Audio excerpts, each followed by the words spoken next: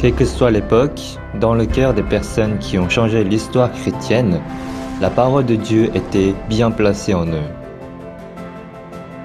En 1962, la parole est entrée dans le cœur d'un jeune homme. Et cette parole l'a changé et lui a permis de faire des choses inimaginables par lui-même.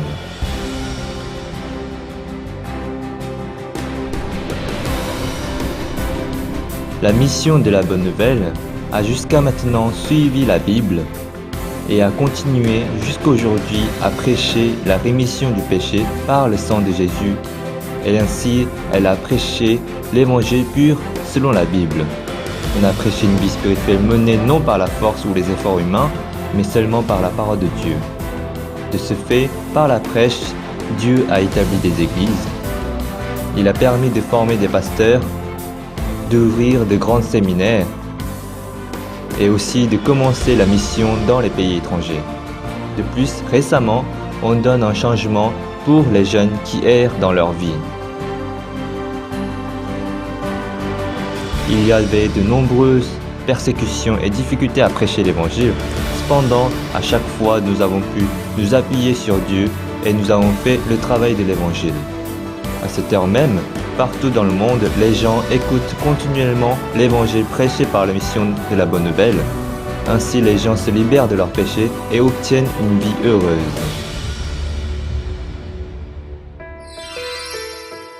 Les séminaires de la mission de la Bonne Nouvelle, depuis 1986, en commençant par la ville de Busan, il y a l'ouverture des séminaires dans les plus grandes villes du pays jusqu'à ce jour. Toutes les années, les gens qui souffraient à cause du péché écoutent la parole et sont sauvés. Les camps spirituels qui sont organisés chaque année et chaque hiver est un moment précieux où les fidèles peuvent obtenir du repos dans le partage de témoignages et de la parole abondante.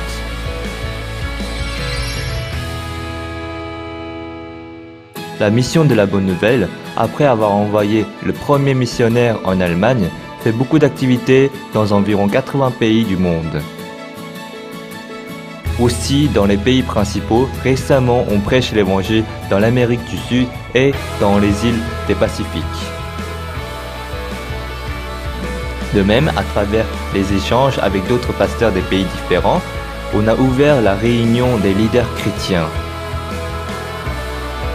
Actuellement, on a formé avec les pasteurs du Kenya l'organisation chrétienne MPDC, à travers quoi nous élargissons le territoire de l'évangile en Afrique. Aux États-Unis, en Amérique du Sud, y compris l'Inde ou les pays de l'Europe de l'Est, le nombre de pasteurs qui ont un cœur uni avec la mission de la Bonne Nouvelle augmente chaque année. Les prêcheurs de l'évangile qui guident les gens vers l'évangile et la foi doivent être plus proches de Dieu que n'importe qui. La formation des pasteurs, on a commencé depuis 1976 jusqu'à être envoyé au lieu du ministère. On enseigne le chemin de la vie mené seulement à l'appui de Dieu. À l'outre-mer, des centaines de pasteurs sont formés par Mannheim Bible College. Depuis 2010, on a établi le centre de formation Mannheim, par quoi nous donnons des cours en ligne pour ceux qui voudraient prêcher l'évangile avec force.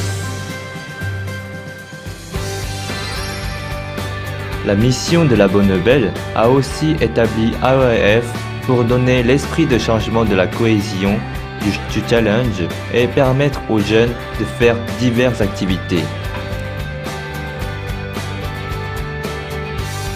Divers événements culturels, le camp mondial pour former l'esprit d'un leader, à travers le programme de Good News Corps qui consiste à faire du bénévolat en outre-mer, ils apprennent à servir et à partager, ce qui leur permet de faire grandir leur capacité en tant que futurs leaders. Mis à part ceci, les activités d'AEF qui devient le guide du cœur des jeunes est aimé dans plusieurs pays et est devenu un modèle de l'éducation de la jeunesse.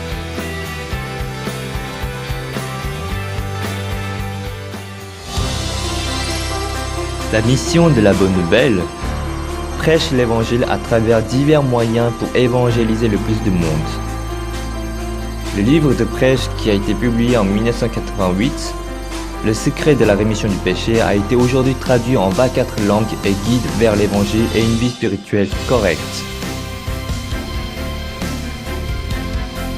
En 2010, la station de la chaîne de télé GBS soutient les activités de la mission en Afrique. Et pour permettre de vérifier les actualités de la mission, le site de la mission est traduit en 14 langues différentes. La mission de la Bonne Nouvelle donne l'espoir aux gens et a pour rôle de lumière du monde et de celle du monde. Les jeunes ont des possibilités illimitées et la formation d'esprit qui forme les jeunes donne des cas de changement et d'écho dans les autres pays. Depuis 2008, le groupe de service volontariat médical va dans les régions où la médecine est difficile en Afrique, le Centre-Amérique ou en Pacifique. Les services médicaux soignent les maladies et sauvent aussi le cœur de nombreuses personnes. Le fondateur de la mission de la Bonne Nouvelle, le pasteur Oxu Park, est né de nouveau en 1962 et il est fidèle serviteur de Dieu qui prêche l'évangile avec un cœur le plus humble.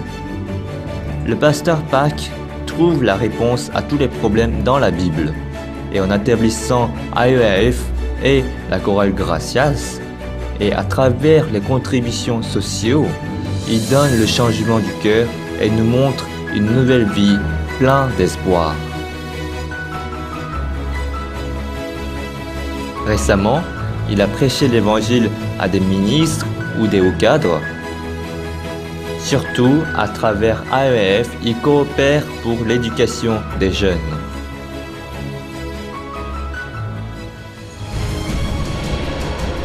Les traces de la mission de la Bonne Nouvelle montrent le travail de Dieu et c'est comme un nouveau acte de Dieu.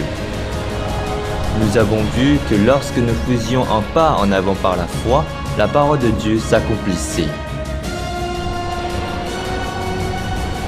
La mission de la Bonne Nouvelle qui nous libère du péché et qui donne le bonheur. Nous prêchons cet évangile.